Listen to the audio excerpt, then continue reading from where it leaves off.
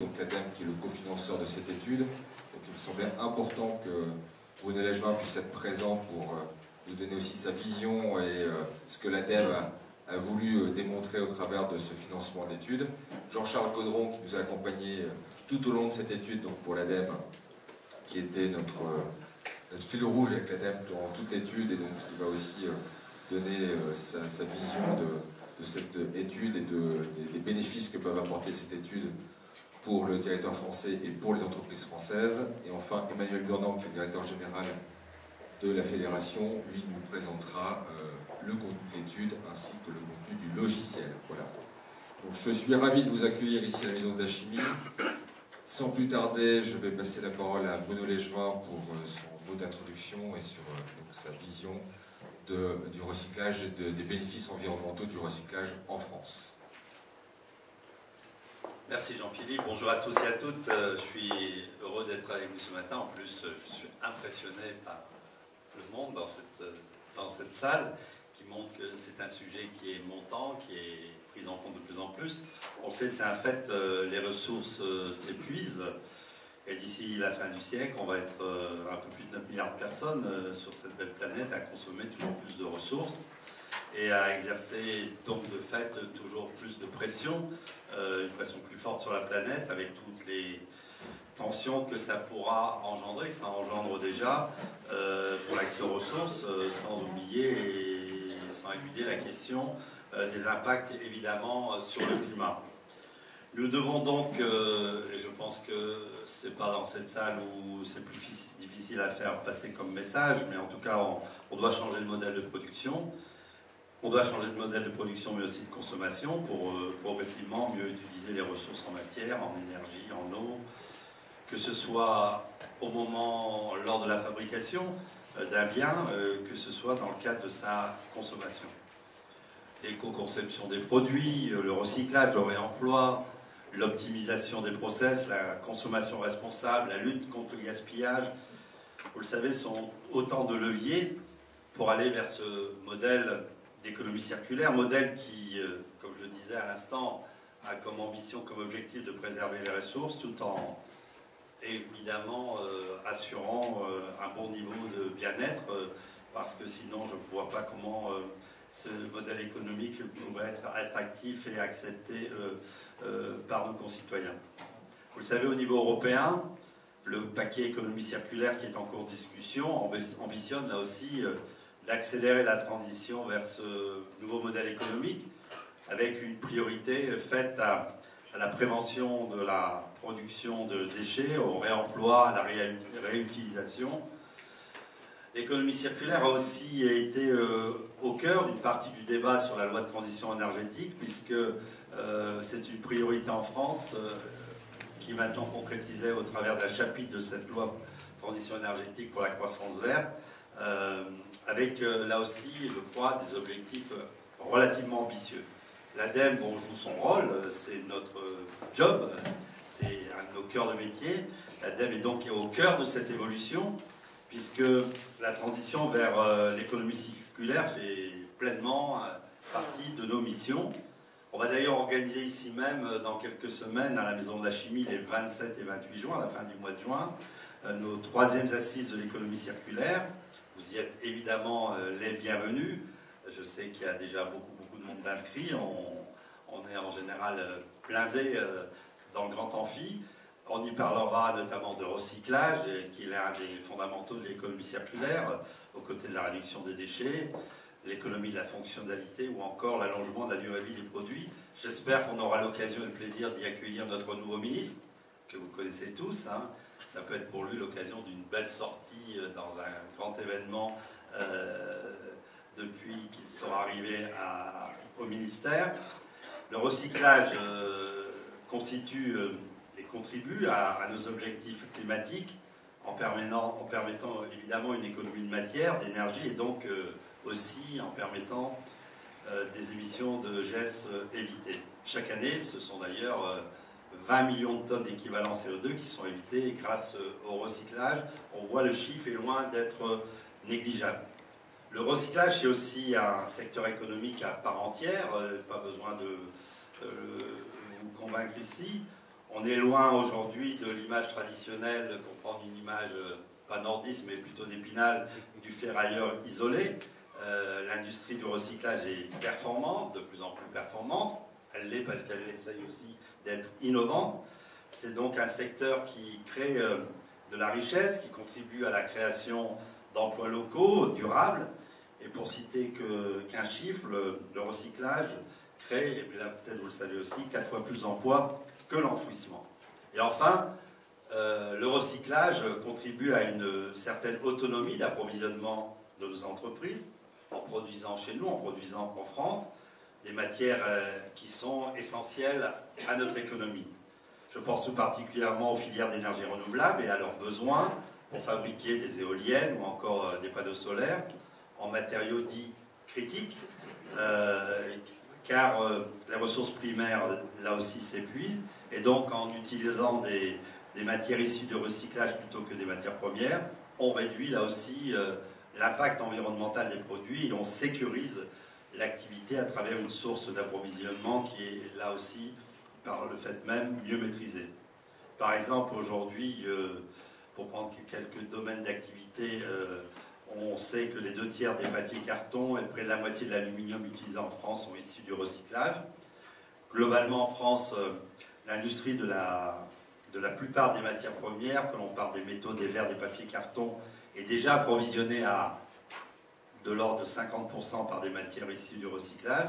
C'est bien, ça progresse, même si on peut dire qu'à contrario, il y a encore évidemment la moitié de la production de ces mêmes matériaux qui reposent encore sur des ressources primaires. Il faut donc encore renforcer la dynamique, renforcer le cercle vertueux du recyclage.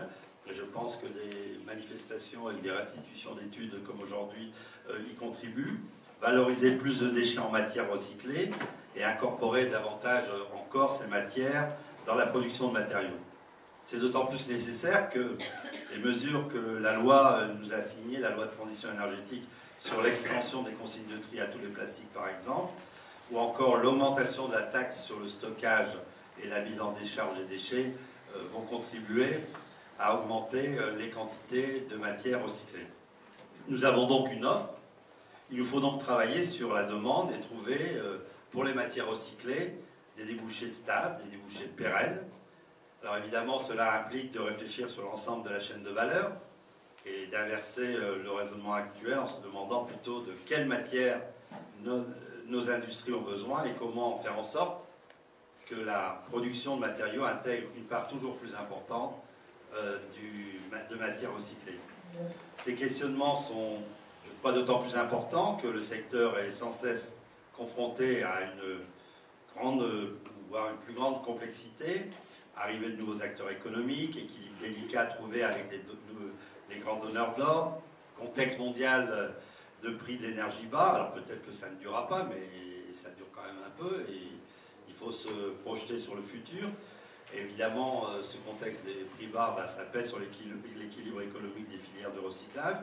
Il faut aussi travailler sur l'image de la matière recyclée, encore trop souvent regardée avec parfois une certaine forme de défiance. À l'ADEME, nous sommes aux côtés des filières de recyclage, vous l'avez compris, pour travailler, avancer sur ces sujets. À titre de simple illustration, vous connaissez probablement le dispositif hors place. Nous avons soutenu entre 2016 et 2017, donc une période relativement courte, près de 92 projets pour incorporer plus de matières plastiques recyclées dans le processus de transformation, avec là aussi un effet levier assez important, car les 12 millions d'euros d'aide de l'ADEME ont généré pas moins de 144 millions d'euros d'investissement. Et c'est fort de ce succès que nous allons lancer prochainement, c'est-à-dire dans les toutes prochaines semaines, une nouvelle édition de cet appel à projet avec une enveloppe budgétaire qui devrait être d'un montant relativement équivalent et du même ordre que celui de la première édition. Bref, le secteur du recyclage est face à de nombreux défis, mais aussi dans une belle perspective, dans des belles dynamiques.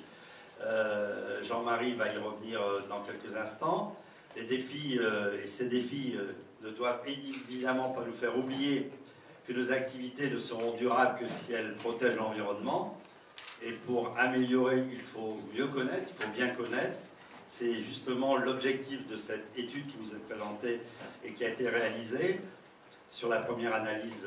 C'est la première analyse des cycles de vie complète des principales filières du recyclage françaises. Cette étude, elle est, vous le savez, inédite par son ampleur, car c'est la première qui offre, je crois, un panorama des principales filières, et donc on est très fiers de pouvoir vous la présenter aujourd'hui et d'avoir pu contribuer à cette réalisation et à notre apport au travers de notre expertise. Je vous remercie de votre attention.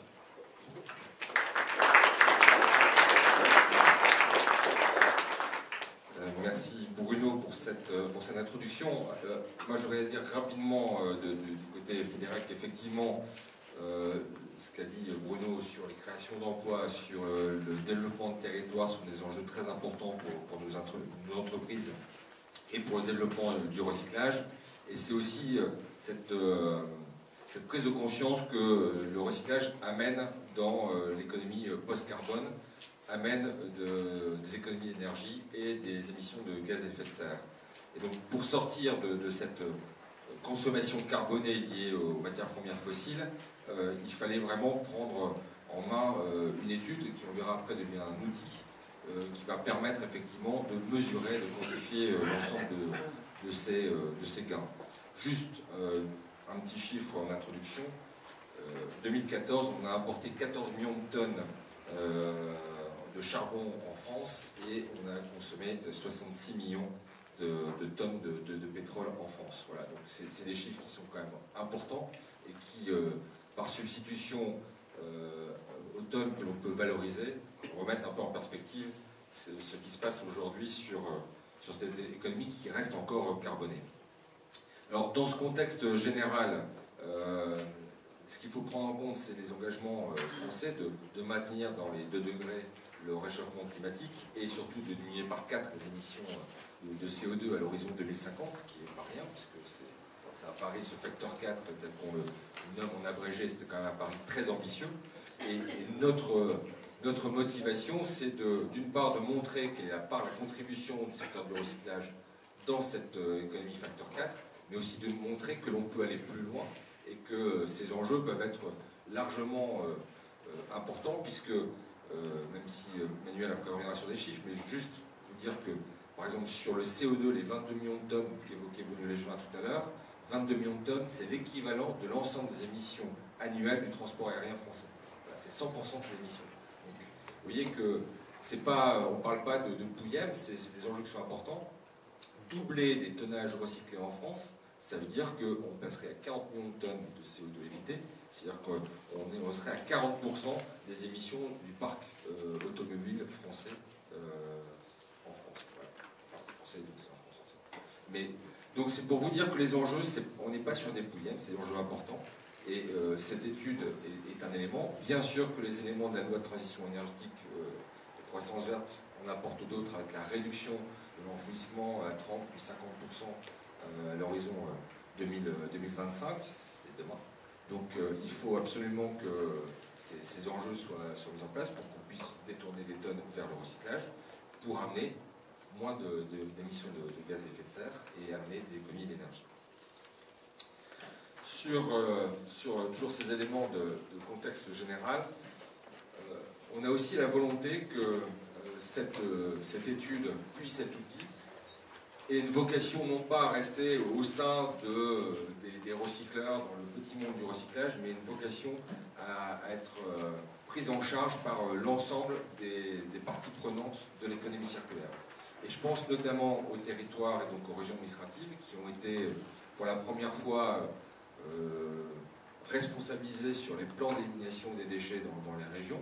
Et donc, on va fournir le logiciel, qui vous sera présenté tout à l'heure, on va fournir ce logiciel aux régions. Et pour nous, ce sera vraiment le premier indicateur d'économie circulaire dont ils disposeront, puisque chaque année, ils pourront mesurer les économies de CO2 et les économies d'énergie réalisées. Et par comparaison, regarder comment le schéma d'économie circulaire mis en place sur le territoire procède ou non à la réduction des émissions de carbone sur le territoire concerné. Alors c'est vrai bien sûr au niveau national, mais là l'ADEME est là pour nous accompagner au niveau national, puisque bien évidemment on va mesurer chaque année au niveau national ces émissions. mais c'est vrai aussi au niveau international et notamment au niveau de la Commission européenne et donc de Bruxelles. On aura une présentation de cette étude et de ce logiciel à la rentrée en septembre auprès de la Commission européenne, parce qu'on pense que ce qu'on a mesuré en France est mesurable dans tous les pays, et le logiciel est adaptable dans tous les pays européens.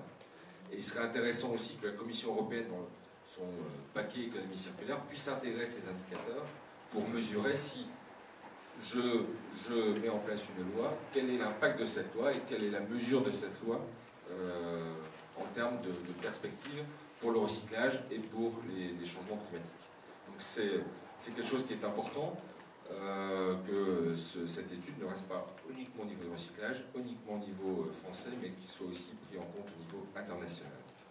Donc elle a été réalisée par RDC Environnement, donc, qui est ici présent dans la salle, donc sur l'analyse du cycle de vie, donc l'analyse complète du cycle de vie, donc sur un périmètre qui a été déterminé conjointement avec l'ADEME, et donc c'est une méthode de travail qui est préconisée par l'ADEME, donc qui est déjà utilisée par l'ADEME, donc on a suivi cette méthode-là, et bien sûr, cette étude a été cofinancée par l'ADEME et par FEDEREC.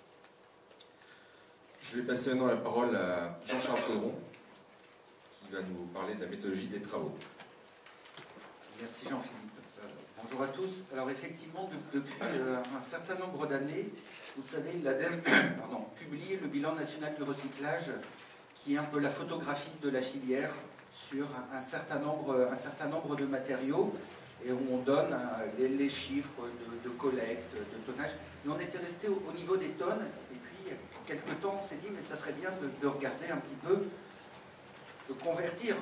On n'est plus dans une politique où on fait du traitement de déchets, on est dans une économie circulaire, on est dans une réflexion globalement environnementale. C'est quoi les impacts environnementaux de sa filière de recyclage? On avait commencé à faire un certain nombre de calculs, puis on s'est rendu compte que c'était pas très robuste. On avait des estimations, mais si on veut pouvoir se servir de ces chiffres, si on veut pouvoir communiquer, si on veut pouvoir les utiliser, si on veut pouvoir capitaliser dessus, on a besoin d'une méthode beaucoup plus robuste. Et c'est dans ce cadre-là qu'on s'est rencontré avec FEDEREC, on s'est dit voilà, il faut qu'on mette en place ensemble une méthode de calcul des impacts environnementaux de l'industrie du recyclage. Donc comme l'a dit Jean-Philippe, on s'est associé, on a pris un bureau d'études spécialisé pour faire les travaux avec nous, de façon à avoir une méthodologie qui après va permettre soit de faire des outils de calcul comme ça est présenté, soit de pouvoir sortir un certain nombre de statistiques comme on le fait au travers du BNR. Donc la nouvelle édition du bilan national du recyclage va être mise en ligne aujourd'hui sur le site de l'ADEME, avec notamment les chiffres correspondants issus de cette étude sur les impacts. Alors, c'était quoi les objectifs de ces travaux pour nous? C'est bien d'analyser la collecte, le tri et la transformation d'une tonne de déchets afin de produire des matériaux en substitution de matériaux vierges. Dans l'étude qui vous est présentée par FEDEREC aujourd'hui, effectivement, les deux indicateurs environnementaux principaux étudiés sont l'effet de serre et la consommation d'énergie primaire. Dans le BNR, on est allé un tout petit peu plus loin, puisqu'on va vous parler aussi de l'acidification, de l'eutrophisation et de la consommation d'eau. Jean-Philippe vous a cité quelques chiffres en termes de CO2 et d'énergie pour vous donner un ordre de grandeur. En 2014, le recyclage a permis, entre guillemets, l'économie d'équivalent de 250 millions de mètres cubes d'eau. Voilà, pour vous dire un peu quand même les enjeux de cette filière. En termes de méthodologie, donc on est rentré sur un dispositif, je dirais, très classique, alors peut-être pas maîtrisé par tout le monde, hein, de la méthodologie ACV, avec la définition d'unité fonctionnelle d'un certain nombre de scénarios. Alors je ne vais pas vous relire le schéma de principe, mais vous voyez bien, voilà, quels ont été dans le dispositif ACV les frontières du système. Voilà, on a sorti, voilà, il y a les matériaux à recycler, donc on a bien pris la collecte, le tri, les procédés de production, des matières premières de recyclage, des matériaux intermédiaires, de façon à pouvoir derrière faire de la fabrication, avec effectivement tout ce qui est les effets, je dirais, collatéraux de ces différentes étapes, avec les transports et les traitements des indésirables, et puis tout ce qui a été évité ou en termes de fin de vie et de collecte. tous les détails de la méthodologie, on pourra vous les transmettre. Je pense que ce n'est pas forcément très utile, mais je voulais vraiment que vous ayez le cadrage pour que vous compreniez bien que cette étude-là, on a essayé de la faire la plus robuste possible, la plus, j'allais dire incontestable, mais c'est un peu fort, mais vraiment que derrière, les chiffres qu'on vous présente derrière, ce n'est pas des chiffres on serait mis sur la table avec Jean-Philippe Manuel en disant, bon ben voilà, il faudrait qu'on trouve quoi, ben allez, on va dire 20 millions de tonnes, 250 millions de mètres cubes, voilà, ça va faire des beaux chiffres à communiquer. Non, non, on est vraiment sur une démarche très construite, très réfléchie. Donc, si on prend la méthode de calcul, effectivement, le recyclage permet deux fonctions. C'est à la fois un mode de traitement des déchets, mais un mode de production de matières premières de recyclage. On a respecté strictement les méthodes de calcul ACV avec les normes BPX 30323. C'est des travaux qui ont été, comme indiqué, menés par le bureau d'études RDC qui est reconnu dans le domaine des calculs ACV, qui ont été soumis à revue critique par le cabinet Deloitte, donc qui sont de référence dans le domaine. Mais on ne s'est pas arrêté là en se disant, voilà, ce n'est pas des calculs ACV hors normes, hors sol.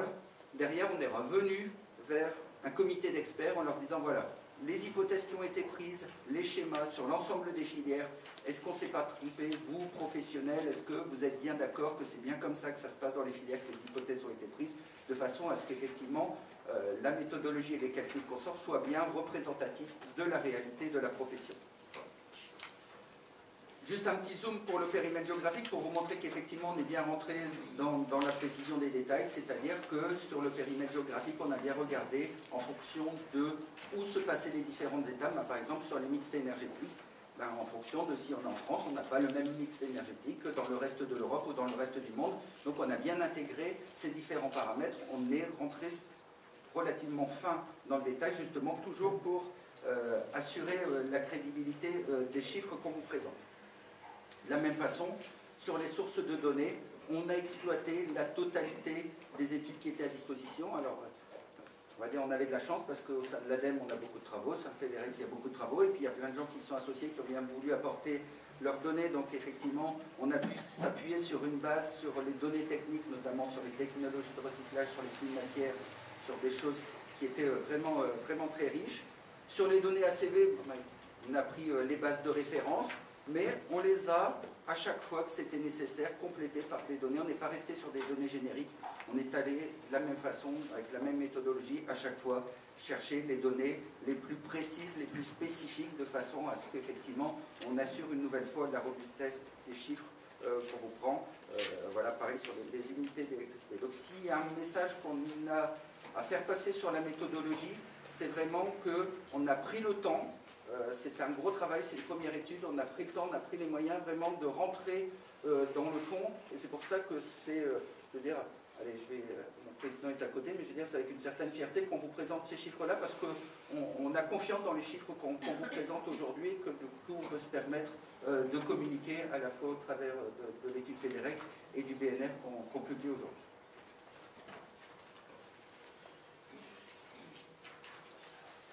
Merci Jean-Charles sur cette éloge aussi de notre collaboration et du travail accompli. Et 2 ans de travail, un travail considérable avec, comme vous l'avez vu, de nombreux experts. Donc pour aller un peu plus dans le détail de la présentation, on a étudié 10 matières différentes. Alors bon, le choix n'est pas le fait du hasard, hein, c'est les matières pour lesquelles je dirais, les impacts sont les plus forts. Soit je dirais à la tonne, soit en volume, puisque quand on regarde, on le verra un peu plus tard, l'impact principal est quand même sur les métaux, hein, la ferraille et les métaux non ferreux. Donc là, dans l'exemple, on a considéré les métaux non ferreux majoritaires, hein, l'aluminium et le cuivre. Bien sûr, il y en a d'autres, il y a le plomb, l'étain et autres, mais bon, avec des volumes plus faibles. Le papier, le carton, le verre, le plastique, là encore, on n'a pas fait toutes les résines, mais on a fait les résines majoritaires. Les textiles, qui est une filière pas très importante en volume, mais vous verrez dans les bénéfices à la tonne sont significatifs. Et les granulats, où là on rentre dans, je dirais, dans le périmètre des déchets du bâtiment et sur des volumes très très importants, où les économies à la tonne ne sont pas forcément énormes, mais par contre on est sur des volumes manière très importants. Vous verrez dans l'outil, on a marié ça avec une démarche par flux, c'est-à-dire qu'on l'outil permet d'analyser des produits multimatériaux. On a pris l'exemple des véhicules hors d'usage, des déchets électriques, électroniques et des emballages, où là bien sûr on a un mix matière qui est complexe, et donc l'outil permet également de travailler de cette manière-là. Voilà, Vivien, comme on l'a dit, le périmètre de l'étude qui intègre l'ensemble du système. Bon, pour l'anecdote, il y a eu une étude qui a été faite par le BIR il y a quelques années, donc une étude internationale, mais elle était focalisée vraiment sur l'aspect production, tandis que là, on a, comme l'a dit Jean-Charles, un périmètre étendu, exhaustif. Voilà, donc maintenant, si on en vient sur les chiffres, donc Jean-Philippe l'a un petit peu redit, mais on est sur des émissions, on n'est pas à l'épaisseur du trait par rapport à un pays comme la France, puisque le tonnage, enfin les équivalents CO2 liés au bénéfice du recyclage, c'est 5% des émissions françaises. Donc voilà, c'est quand même considérable. Dans les enjeux qu'on connaît de dérèglement climatique et de nécessité de maîtriser nos émissions. C'est 20% du parc automobile français, c'est 100% du trafic aérien français, donc tous les avions qui se posent et qui décollent en France, voilà, c'est l'équivalent des gains liés au recyclage. Alors, ça repose essentiellement à 76% sur la ferraille, à 20% sur les métaux, et je reviendrai tout à l'heure sur un peu plus le détail, mais bon voilà, c'est des éléments qu'il faut retenir. Pardon ? Vous allez voir le détail après. Voilà, maintenant si on vient sur quelque chose qui est aussi extrêmement important, c'est les économies d'énergie. Puisque bien sûr on parle de CO2, puis traditionnellement on dit voilà le recyclage c'est un gain de CO2, mais on oublie un peu le facteur énergétique. Et quand on a rapproché par rapport à la consommation française d'énergie, donc avec les statistiques du ministère de l'Environnement, on s'est rendu compte que le gain d'énergie, c'est 18 réacteurs nucléaires en France, hein, donc on en a une cinquantaine, donc c'est loin d'être significatif, d'être assez significatif. C'est ce qu'il voulait dire. Et voilà, pour donner des équivalences, on a vu que c'était équivalent à la consommation électrique de 80% des foyers français. Donc voilà, c'est juste pour qu'on se représente, parce que souvent quand on annonce des grands chiffres comme ça, on a du mal à raccrocher une réalité.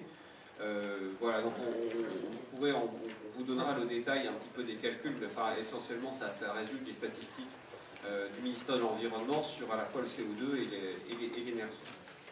Donc voilà, donc par rapport à, je dirais, à tous les débats qu'on peut avoir en France sur le nucléaire, déjà que quand on recycle, on évite déjà d'avoir trop de réacteurs.